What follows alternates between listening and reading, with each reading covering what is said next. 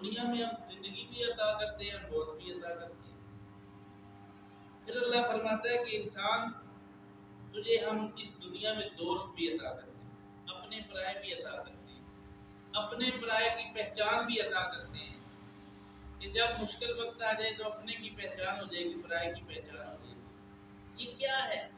یہ اللہ تعالیٰ کا قانون ہے، اللہ تعالیٰ کی منشا ہے، اللہ تعالیٰ کا جو نظام ہے نا، یہ اس کا ایک حصہ ہے جو رب تعالیٰ بیان فرما رہا ہے۔ اور چوتھے پارے میں 5واں رکوع ہے، اللہ فرماتا ہے وَتِلْكَ الْأَيَّامُ نُدَاوِلُهَا بَيْنَ النَّاسِ، کہ بے شک ہم نے یہ دن لوگوں کے لیے بنائے ہیں کہ لوگوں کے درمیان یہ دن بدلتے رہتے ہیں۔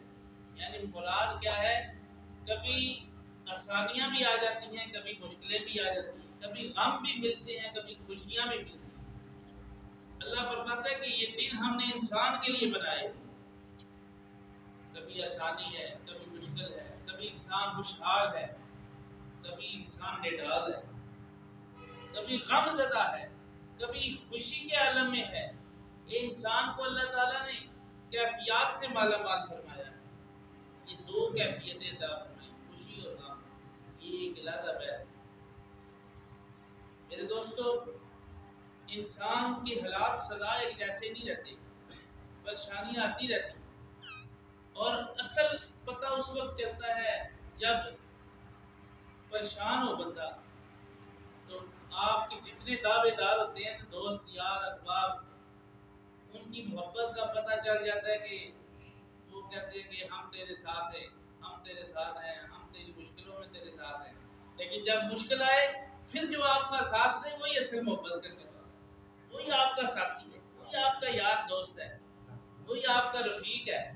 اور جب مشکل میں بندہ ساتھ چھوڑ جائے پھر آپ کو اپنے پرائے کا فرق پتہ لگ جائے گا کہ پھر اپنے بھی بیگانے ہو جاتے ہیں، محبت کے دعوے دار بھی پیچھے ہو جاتے ہیں اور کہتے ہیں کہ بس میں ہماری اتنی، ہم نے یہاں تک کہ میرا ساتھ دینا تھا، یہ ہمارے بس میں نہیں ہے، بہانے کرتے ہیں، ٹال مٹول سے کام لیتے ہیں۔ یہ سارا نظام رب رسول نے بتایا ہے۔ اللہ فرماتا ہے کہ انسان جب تیرے پہ مشکل وقت آتا ہے تو پھر کیا ہوتا ہے؟ پھر تجھے اپنے رشتہ دار نظر آتے ہیں، پھر تجھے اپنے یار دوست احباب نظر آتے ہیں، تو ان کے پاس جاتا ہے، پر جو تجھ سے محبت صحیح معنوں میں کرنے والا ہوگا وہی تیرا ساتھ دے گا۔ عارف کھڑی رحمت اللہ علیہ فرماتے ہیں، آپ فرماتے ہیں دکھاں وچ دکھ انوکھا جس دا نام غریبی، کٹ دے کے لنگ جاندے رشتہ دار قریبی۔ فرمایا جب بندہ دکھی ہو نا، پریشان ہو، اس وقت کیا ہوتا ہے؟ رشتہ دار جب چھوڑ جائے، اسی حال میں چھوڑ جائیں جس حال میں پہلے یہ مبتلا ہے، پھر کیا ہوتا ہے؟ اللہ تعالیٰ فرماتا ہے کہ یہ بندہ تیرا کیا حال ہوگا، دیکھ تجھے تو تیرے عزیز و اقارب نے چھوڑ دیا، پھر وہاں کیا ہوتا ہے؟ اللہ فرماتا ہے مشفق و مہربان کی ضرورت ہے۔ جب بندہ مشکل میں آ جاتا ہے، محبت کے دعوے دار پیچھے ہو جاتے ہیں، دوست یار احباب چھوڑ جاتے ہیں، عزیز و اقارب ساتھ دینا چھوڑ جاتے ہیں، اس وقت رب کی رحمت، اس کا فضل، اس کا کرم شامل حال ہو جاتا ہے، اس کی رحمت شامل حال ہو جاتی ہے، اس کا فضل شامل حال ہو جاتا ہے، اس کا کرم شامل حال ہو جاتا ہے۔ پھر رب تعالیٰ فرماتا ہے وہ بندے آ جا، ما غرک یا ایھا الانسان ما غرک بربک الکریم۔ قرآن اٹھا کے دیکھیے، آخری پارہ ہے، 30واں پارہ۔ اے انسان، بے شک تیرا رب دیکھ کتنا قریب ہے۔ اے انسان غور کر، تیرا رب کتنا تیرے قریب ہے۔ جب تو دنیا میں پریشان ہو گیا، تیرا کوئی پرسان حال نہیں رہا، کوئی تجھے پوچھنے والا نہیں رہا، کوئی تیری مدد کرنے والا نہیں رہا، کوئی تجھ سے محبت کا دعویٰ کرنے والا باقی نہیں رہا، تو مایوس ہو گیا ہے، تیرا دل مایوسی کے گھٹا ٹوپ گھڑوں میں ڈوب گیا انسان تو کیا کرے گا؟ تو غافل ہو گیا ہے، میری یاد سے غافل نہ ہو انسان، آ جا میری طرف۔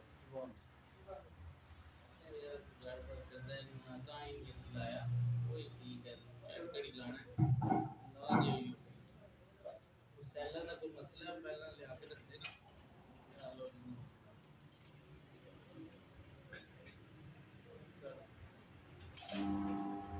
تو میں عرض کر رہا تھا کہ جب انسان مایوس ہو جاتا ہے، دنیا میں کوئی بھی اس کی مدد کرنے والا باقی نظر نہیں آتا، رب کی رحمت آواز دیتی ہے، یا ایھا الانسان ما غرک بربک الکریم، او انسان تو جس حال میں بھی ہے، اگر تو خوشحالی میں تھا تب بھی میں تیرا رب تھا، اگر تجھ پہ مشکل وقت آ گیا میں تب بھی تیرا رب ہوں، آ جا میری بارگاہ میں، مسجد میں آ جا، میری بارگاہ میں سجدہ دے، رکوع کرنے والوں کے ساتھ رکوع کر، پھر دیکھ میری رحمت کے نظارے، میں تجھے اپنی رحمت کی نظر کروں گا، اپنا کرم تجھ پہ کروں گا، اپنے فضل کی بارش کر دوں گا، پھر جب یہ ساری بارشیں تجھ پر ہوں گی تیرا دل مطمئن ہو جائے گا اور تیرا دل دور لگا دور ہوگا۔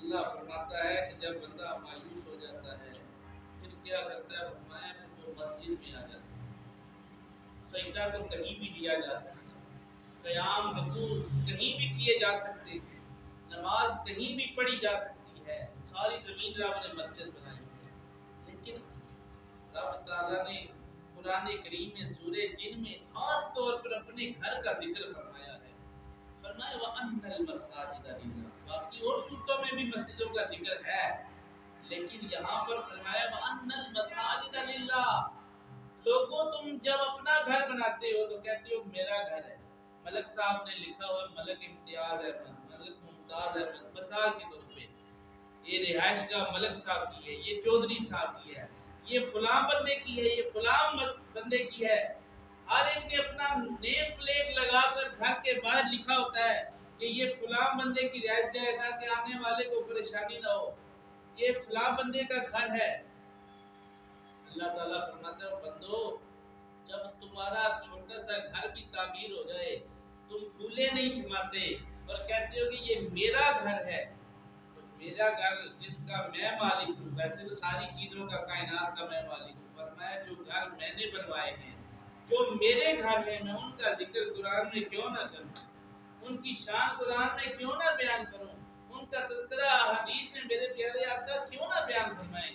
فرمایا وَأَنَّ الْمَسَاجِدَ لِلَّهِ، بے شک مسجد اللہ کی، فرمایا کہ یہ نہ سمجھو کہ مسجد تمہارے گھر جیسا کوئی گھر ہے، کوئی عام جگہ ہے، فرمایا مسجد اللہ کا گھر ہے، اس میں اللہ والے آتے ہیں عبادت کرتے ہیں، اللہ اپنے بندوں کو بلاتا ہے جو چنے ہوئے ہیں، جو اس کے نمازی ہیں۔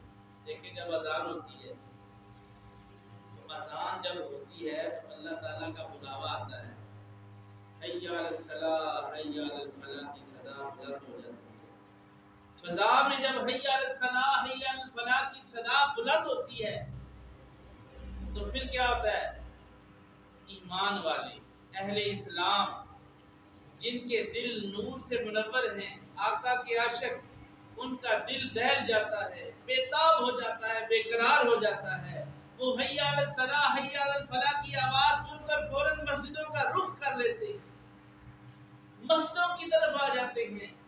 کیوں آتے ہیں؟ سجدہ گھر میں بھی دے سکتے ہیں، عبادت گھر میں بھی ہو سکتی ہے، نماز گھر میں بھی قبول ہو سکتی ہے، کوئی دنیا کا مفتی فتویٰ نہیں دے سکتا قیامت تک کہ مسجد میں نماز ہوتی ہے گھر میں نماز نہیں ہوتی، نماز گھر میں بھی ہو جاتی ہے، لیکن مشکوٰۃ شریف اور بخاری شریف میں حدیث موجود ہے، حضور نبی کریم صلی اللہ علیہ وسلم نے فرمایا وہ شخص منافق ہے جو گھر میں جان بوجھ کر نماز پڑھے اور مسجد میں نہ آئے بغیر کسی شرعی عذر کے، فرمایا گھر میں نماز پڑھے، اور فرمایا وہ منافق ہے کیونکہ اس نے میری سنت کو ترک کر دیا۔ فرمایا گھر میں جب بندہ سجدہ دیتا ہے یا بازار میں کسی اپنے کاروبار والی جگہ پہ سجدہ دیتا ہے، فرمایا اس سجدے کے بدلے مسجد میں جب سجدہ دے گا تو اللہ 25 گنا ثواب زیادہ عطا فرمائے گا۔ یہ پیارے آقا کا فرمان ہے، حضرت ابو ہریرہ رضی اللہ تعالیٰ عنہ حدیث کے راوی ہیں، آگے چل کے میں عرض کروں گا تو میں بات کر رہا تھا مسجد کی کہ اللہ تعالیٰ فرماتے ہیں بندے جب مشکل وقت آ جائے پریشانی آ جائے مسجد میں آ جا سجدہ کر میں تیری پریشانی دور کر دوں گا۔ مسجد کتنی پاک اور اعلیٰ جگہ ہے، کائنات کی ہر چیز جس کو مرضی اٹھا کے دیکھ لیں، کائنات کا ذرہ ذرہ اور درختوں کا پتا پتا جس کا مالک میرا تیرا رب ہے، ہر پتا ہر ذرہ پکار کے کہتا ہے اللہ ہم تیرے لیے ہیں، تو نے ہمیں بنایا ہے، ہم تیری تسبیح کرتے ہیں۔ لیکن مسجد کی جب باری آئی، اللہ کے گھر کی باری آئی، بیت اللہ کی باری آئی، مسجدوں کی باری آئی، تو رب نے مسجد کو نہیں کہا کہ مجھے میری تعریف کر، بلکہ رب نے مسجد کی تعریف خود بیان کروائی۔ میری بات سمجھ آ رہی؟ تقریر تھوڑی سی خشک ضرور ہے لیکن اہل علم کے لیے سمجھنے سے تعلق رکھتی ہے کہ مسجد کا کیا مقام ہے اور مسجد میں نماز ادا کرنے کا کتنا ثواب ہے۔ فرمایا کہ ساری چیزیں رب کی حمدیں بیان کر رہی ہیں، تعریفیں بیان کر رہی ہیں، کیونکہ سب کا پالنہار رب ہے، سب کا مالک رب ہے، خالق رب ہے۔ ساری چیزیں رب کی طرف توجہ کر رہی ہیں، رجوع کر رہی ہیں، جھک رہی ہیں، یا اللہ ساری تعریفیں تیرے لیے ہیں، تو نے پیدا کیا ہے، تو خالق و مالک ہے۔ لیکن جب مسجد کی باری آئی تو رب نے خود اعلان فرمایا وَأَنَّ الْمَسَاجِدَ لِلَّهِ، قرآن سے اللہ کا کوئی مانتا ہوتا ہے۔ فرمایا بے شک مسجدیں اللہ کی ہے، مسجدیں اللہ کی ہیں۔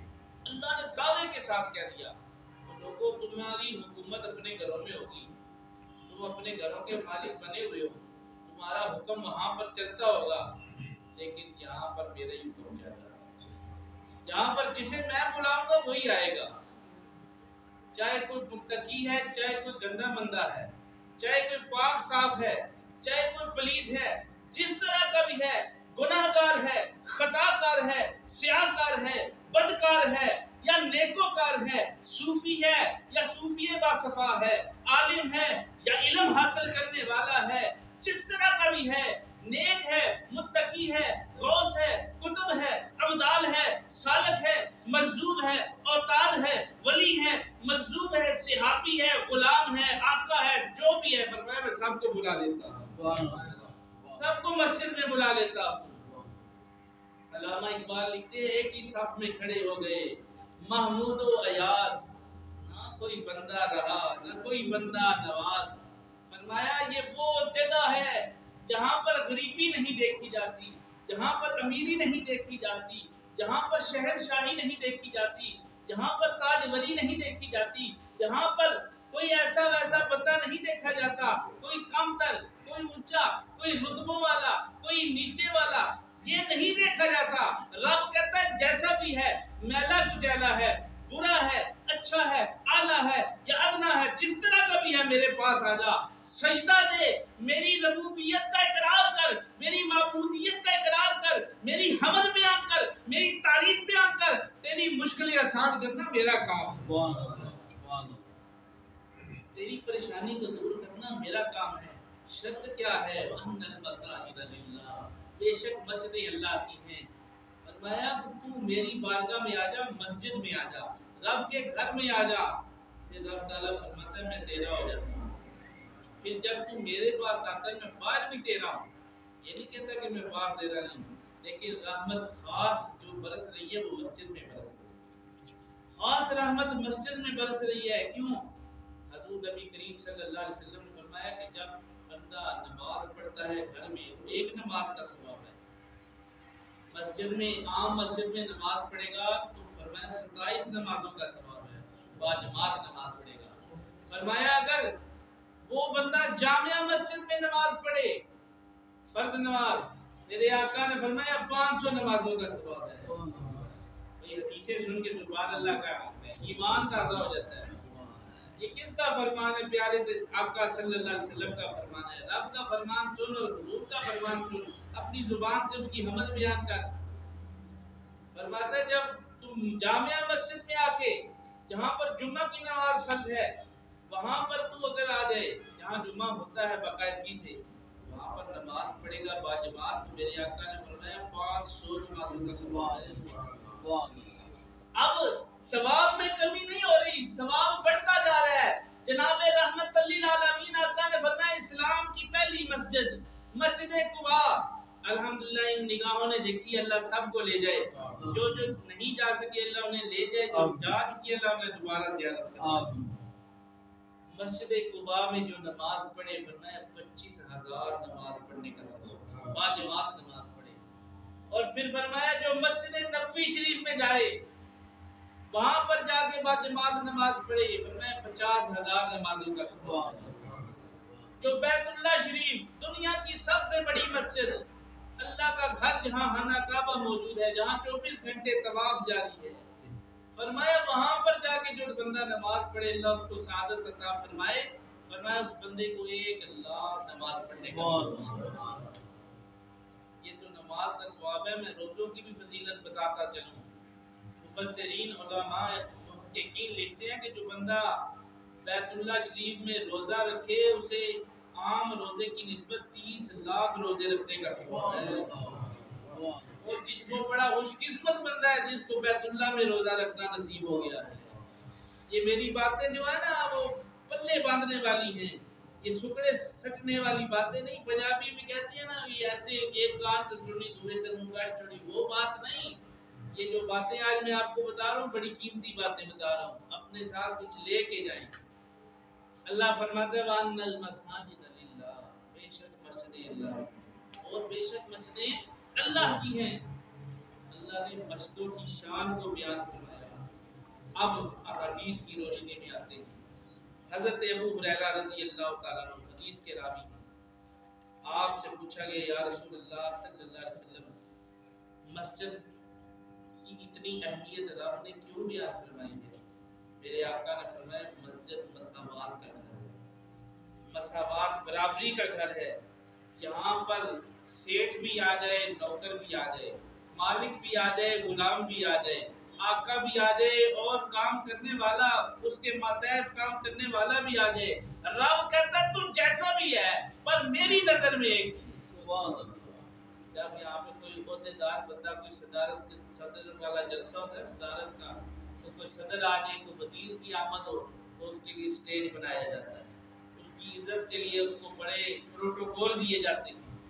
آپ میری بات سمجھ رہے ہوں گے، میں تفصیل میں نہیں جاؤں گا، وقت اتنا نہیں۔ رب کہتا ہے تو میری بارگاہ میں آ، میں ایک ہی صف میں سب کو کھڑا کر کے پروٹوکول ادا کر دوں گا۔ رب کیسے پروٹوکول ادا کرتا ہے یہ ایک تفصیل طلب موضوع ہے، لیکن میں بتاتا چلوں، اشارہ کر دوں سمجھ جائیں، تاکہ آپ یہ نہ سمجھیں مولوی صاحب نے بات تو پوری نہیں کی، بات اشارہ تن سمجھاتا چلوں۔ عقل نہیں اشارہ کافی است، مولانا روح فرماتے ہیں عقل والے کے لیے اشارہ ہی کافی ہے۔ رب کون سا پروٹوکول بندوں کو دیتا ہے، کون سے اعزاز، کون سی عزت سے نوازتا ہے؟ رب کہتا ہے وہ بندے تو جیسا بھی ہے میری بارگاہ میں آ گیا ہے، تو میری بارگاہ میں سجدہ کر، تیرا دل صاف ہو جائے گا، جب تیرا دل صاف ہو جائے گا میرے کرم کی بارش، سبحان اللہ، میرے فضل کے دروازے کھل جائیں گے، میری رحمت کی آوازیں آنا شروع ہو جائیں گی، اور پھر کیا ہوگا؟ رب کہتا ہے بندے تو مجھ سے مانگتا جا، میں تجھے عطا کرتا جاؤں گا۔ عبادت میرے لیے کر، تو سجود میرے لیے کر، قیام میرے لیے کر، تشہد میرے لیے بیٹھ، سارے کلمہ کلام میرے لیے کر، میرے محبوب کی ذات پر درود بھی پڑھ، اپنے ماں باپ کے لیے بخشش کی دعا بھی کر، اپنی اولاد کے لیے بھی دعا کر، اپنے لیے بھی کر جا۔ رب کہتا ہے ساری باتیں کر، اب میں تجھے عزت دینے لگا ہوں، میں تجھے پروٹوکول دینے لگا ہوں، اب میں تیری عزت افزائی کرنے لگا ہوں۔ یا اللہ وہ کیسے؟ فرمایا بندے تو نے بندگی کا حق ادا کیا ہے، میں رب ہوں، میں رب ہونے کا حق ادا کرنے لگا ہوں، میں رب ہونے کا حق ادا کرنے لگا ہوں۔ یا اللہ وہ کیسے؟ فرمایا میں فرشتوں کو کہنے لگا فرشتوں دیکھو، جب یہ انسان کو میں نے پیدا کیا تھا تو نے کہا تھا فرشتوں، تمہاری جماعت نے کہا تھا کہ یہ اس کو پیدا نہ کر، یہ زمین میں فساد کرے گی، تو میں نے جواب دیا تھا انی اعلم ما لا تعلمون، اور فرشتوں جو میں جانتا ہوں تم نہیں جانتے۔ تو بات دور چلی گئی۔ یہ جو اللہ کا گھر ہے مسجد، یہ مساوات کا گھر ہے، اللہ تعالیٰ نے سب کو برابری دی ہے۔ प्यारे आका सल्लल्लाहु अलैहि वसल्लम ने फरमाया कि रोजाना 5 मरतबा रूहानी इज्तिमा होते हैं, 5 मरतबा रोजाना मस्जिद में बाजमात नमाज अदा होती है। ये इज्तिमा है, चाहे उस इज्तिमा में थोड़े बंदे हों ज्यादा हों, इज्तिमा जरूर होता है। 2-4 भी आ गए, जमा की जो इज्तिमा की जमा है ना, वो बंदे ज्यादा हों तो उसे इज्तिमा कहते हैं। फरमाया 2-4-10 बंदे भी आ गए, वो छोटा इज्तिमा है। प्यारे आका ने फरमाया कि रब ताला जुम्मे का दिन रख देता है, जुम्मे वाले दिन सारे जब इकट्ठे हो जाते हैं तो बड़ा इज्तिमा मस्जिद में आ जाता है। रब ताला की रहमत और ज्यादा मज़ीद शामिल है। मालूम हुआ रोजाना 5 वक्त हम नमाज पढ़ें तो रब ताला की रहमत उस वक्त भी हमारे हाल शामिल हाल है। और छोटे इज्तिमा में शामिल हाल है तो अंदाजा लगाइए जब बड़ा इज्तिमा होगा तो फिर रब की रहमत कितनी आएगी, फिर रब कितना मेहरबानी फरमाएगा, कितनी शफकत फरमाएगा। तो जामिया तिरमिज़ी में रिवायत है, मिशकात शरीफ में रिवायत है, हज़रत अबू हुरैरा रज़ियल्लाहु ताला को ये इस रिवायत के रावी हैं। हज़रत नबी करीम सल्लल्लाहु अलैहि वसल्लम ने फरमाया, ओ मेरे गुलामों, जब जन्नत के बागात में से गुजरा करो तो जन्नत का फल तोड़ के खा लिया करो। बड़ी गौर तलब हदीस है, गौर से सुनिएगा। मैं इंशाल्लाह आपको इसकी डेफिनेशन, इसकी तफसील भी बताऊंगा, मुख्तसर करके समझाऊंगा। फरमाया, ए मेरे गुलामों, जब तुम जन्नत के बागात में से गुजरो तो फल तोड़ के खा लिया करो, खाया पिया करो जन्नत के बागों में से। सहाबा ने अर्ज की, या रसूल अल्लाह, या कलीम अल्लाह, या कमली वाले मुस्तफा, हमें ये तो बताइए जन्नत के बाग कौन से हैं और उनका फल क्या है। मेरे आका सल्लल्लाहु अलैहि वसल्लम ने गुले कुद्स की पत्तियों को हज कर दी, अपनी जुबान मुबारक से फरमाया, ओ मेरे गुलामों, जन्नत के बागात से मुराद अल्लाह ताला के घर मस्जिदें हैं। जब तुम मस्जिद में आ जाओ समझो जन्नत में आ गए हो, जन्नत के बाग में आ गए हो। मालूम हुआ मेरा तेरा घर और है, अल्लाह का घर और है। मैं तू अगर उस घर में नेक नीयत में काम करते रहे और आका की सुन्नतों पर चलते रहे, हमारे पास इस बात की गारंटी नहीं कि वो घर जन्नत का गहवारा बना है या नहीं बना है, लेकिन इस बात की गारंटी रब दे रहा है, रब के रसूल दे रहे हैं कि वो बंदे जब तू मेरी बारगाह में आ जाए, मस्जिद में आ जाए, तो जानू बैठ जाए, अपने प्यारे आका की जात पर दुरूद और सलाम पढ़ ले, फिर अपने वालिदैन और अपनी बख्शिश की दुआ कर दे, अपने रब की बारगाह में सजदे करके उसको मना ले। रब कहता है तू मेरी जन्नत में दाखिल हो गया, जन्नत के बाग में दाखिल होने से आप इसे रहा हो गया। फिर अर्ज किया, या रसूलल्लाह, जन्नत का बाग बता रहा है, ये बताइए या रसूलल्लाह, जन्नत के बाग में दाखिल होकर खाना पीना क्या है? क्या कोई चीज लेकर जानी पड़ेगी खाने पीने वाली, फ्रूट लेकर जाना पड़ेगा या घर से हंडिया पका के रोटियां पका के लेके जानी पड़ेगी? मेरे आका मुस्कुराए, फरमाया, ना मेरे गुलाम, यहाँ पर रोटियों का जिक्र नहीं हो रहा, हंडिया का जिक्र नहीं हो रहा, यहाँ पर फ्रूट का जिक्र नहीं हो रहा, फल फूल का जिक्र नहीं हो रहा। या रसूलल्लाह, फिर क्या खाएं क्या पिए? मेरे आका ने फरमाया, तुम रब की हमद बयान करो, उसकी तारीफ बयान करो, उसकी अजमत के डंके अलापते रहो, अपनी जुबान से उसकी हमद को हलावत में ले आओ। जब तुम्हारी जुबान उसकी हमद करती जाएगी, रब तुम्हें उसका फल अता करता है। सुभान अल्लाह, सुभान अल्लाह। ये रब की मस्जिदों की शान है कि जब बंदा मस्जिद में आ जाता है, फरमाया तुम गोया जन्नत के बाग में आ गए। और हम क्या करते हैं? कुरान से पूछिए। अल्लाह अकबर। अल्लाह फरमाता है, या अय्युहल्लज़ीना आमनू हल अदुल्लुकुम अला तिजारतिन तुंजीकुम मिन अज़ाबिन अलीम। जो आप सब ठाइयां पा रहे हैं ना कुरान की आयत, अल्लाह फरमाता है, ऐ ईमान वालों, जब तुम तजारत करते हो तो अल्लाह से तजारत करो, और अल्लाह से जब तजारत करोगे तो अल्लाह ताला बड़ा नफा देगा। और हम क्या करते हैं, इधर जुम्मे की अजान हो रही होती है, अल्लाह आवाज़ें दे रहा होता है, वो बंदे आ जा मेरी तरफ। नमाज जुमा के लिए अल्लाह ने स्पेशल हुक्म दिया, इंशाल्लाह कभी जुम्मे के फज़ाइल बयान करेंगे। सिमरन बात आ गई, अल्लाह ताला की पुकार बता रहा हूँ। अल्लाह फरमाता है, मेरी मस्जिद की तरफ आ जा, मेरे घर में आ जा, فَإِذَا نُودِيَ لِلصَّلَاةِ مِن يَوْمِ الْجُمُعَةِ فَاسْعَوْا إِلَى ذِكْرِ اللَّهِ وَذَرُوا الْبَيْعَ، فرمایا اللہ کے ذکر کی طرف آ، لین دین چھوڑ دے، خرید و فروخت چھوڑ دے، ساری چیزیں چھوڑ کر میری بارگاہ میں آ جا۔ فَإِذَا قُضِيَتِ الصَّلَاةُ فَانتَشِرُوا فِي الْأَرْضِ وَابْتَغُوا مِنْ فَضْلِ اللَّهِ، فرمایا جب تو میری بارگاہ سے ہو کے واپس جائے گا نا، زمین میں اپنے رزق کے لیے پھیل جا، جس طرح تو پہلے رزق تلاش کر رہا تھا، اب میری بارگاہ سے ہو کے جا، پھر رزق کی تلاش میں چلا جا، پھر تجھے فرق پتہ چلے گا۔ پہلے کا رزق اور تھا، اب کا رزق اور ہے، پہلے بھی رازق اللہ تھا، اب بھی رازق اللہ ہے، لیکن جب تو جمعے سے پہلے رزق کما رہا تھا اس میں تیری منشا شامل تھی، اب جمعے کے بعد تو رزق کما رہا ہے تو اس میں میری رضا شامل ہو گئی، اس میں میری رضا شامل ہو گئی ہے۔ فرمایا اب اس رزق میں تجھے برکتیں عطا کرنے لگا۔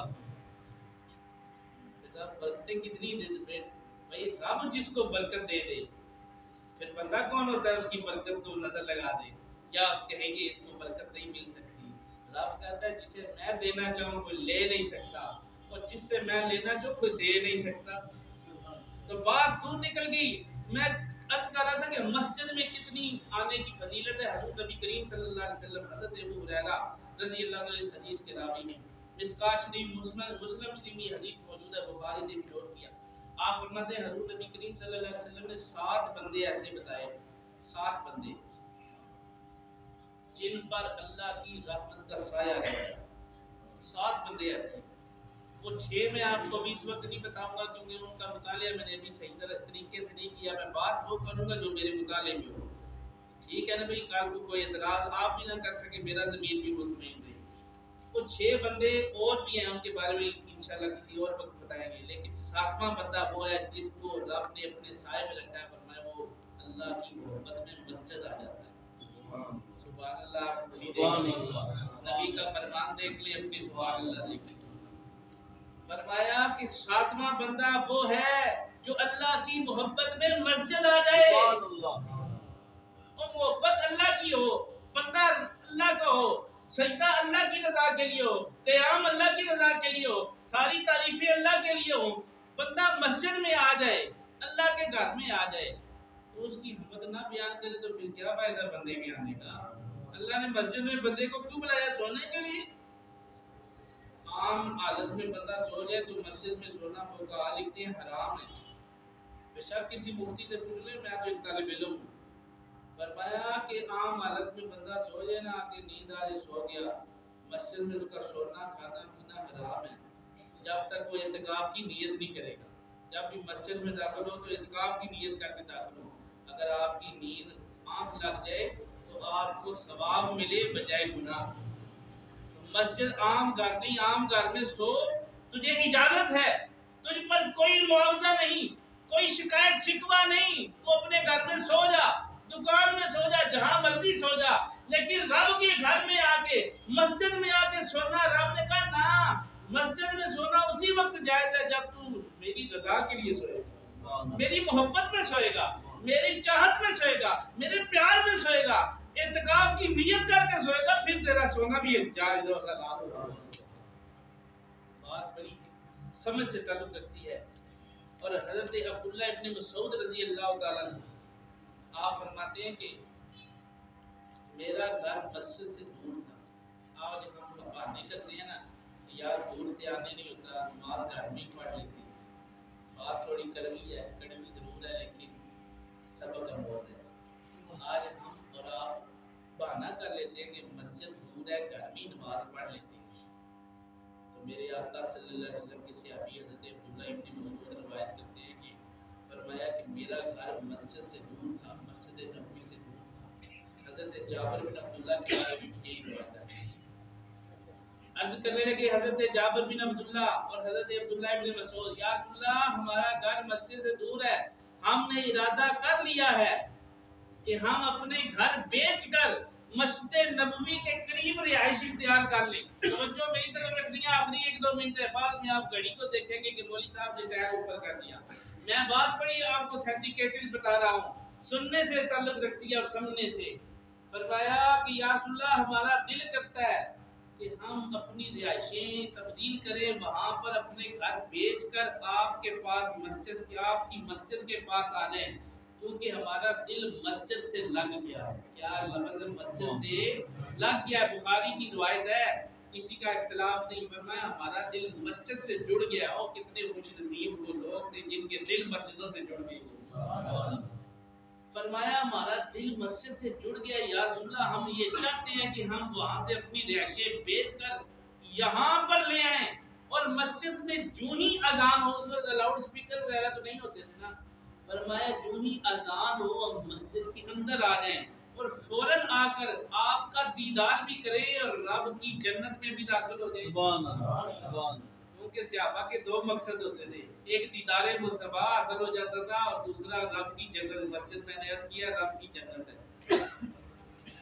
میرے آقا نے کیا جواب دیا؟ میرے آقا نے فرمایا نہیں میرے غلاموں، میں اس بات سے اتفاق نہیں کرتا۔ صحابہ حیران ہو گئے، یا رسول اللہ ہم قریب آنا چاہتے ہیں، آپ فرماتے ہیں یہ بات ٹھیک نہیں، آپ ہمیں دور رکھنا چاہتے ہیں مسجد سے۔ میرے آقا نے فرمایا ہاں، وہ میرے غلاموں جتنے قدم چل کے آؤ گے اتنے درجے بلند ہوتے چلے جائیں گے۔ وہ جتنے قدم مسجد کی طرف چل کے آؤ گے اتنے درجے بلند ہوں گے۔ اگر تم اپنی رہائشیں قریب لے آؤ گے، جلدی مسجد میں پہنچو گے، درجے کم ملیں گے۔ میں چاہتا ہوں میرے غلاموں کے درجے بھی بڑھتے چلے جائیں۔ اور جو نبی غلاموں کے لیے اتنا سوچ رہا ہے اس نبی کی شان کا عالم کیا ہوگا؟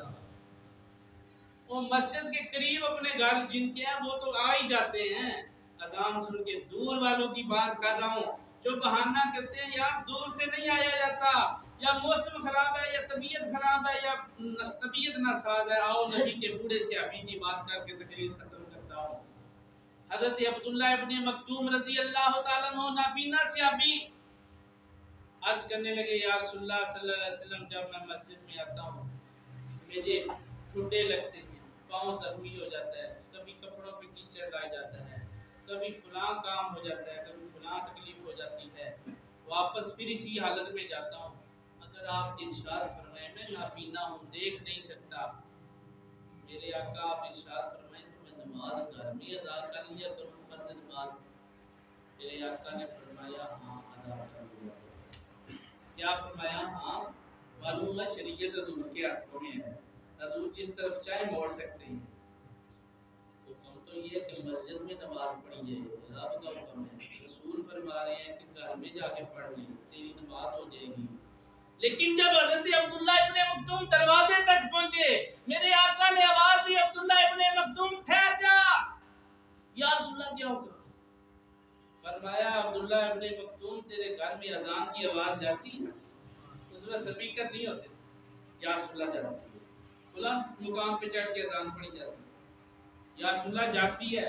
فرمایا پھر مسجد میں آ جا، کیونکہ مسجد سے بڑھ کے رب کی بارگاہ میں سجدہ دینے والی اور کوئی جگہ ہو ہی نہیں سکتی۔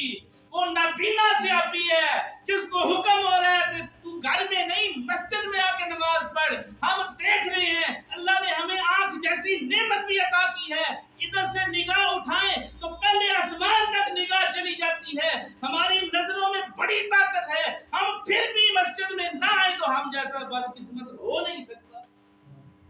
ہمیں چاہیے اپنی قسمت کا ستارہ طلوع کریں، مسجدوں کی طرف رخ کریں۔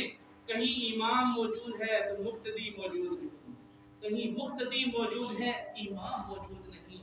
یہ مسجدوں کے تقدس کی پامالی ہے۔ ہمیں چاہیے کہ امام کے ساتھ بھی تعاون کریں، اس کو بھی خوش رکھیں، اس کے ساتھ بھی اچھا رویہ اختیار کریں، اچھا سلوک کریں، اور اپنی نمازوں کو بھی ان سے پوچھ پوچھ کے سیدھی کرتے جائیں، کیونکہ ہمارا امام ہمارا انجن کا کام کر رہا ہے۔ آپ کے 2 منٹ میں نے زیادہ لے لیے،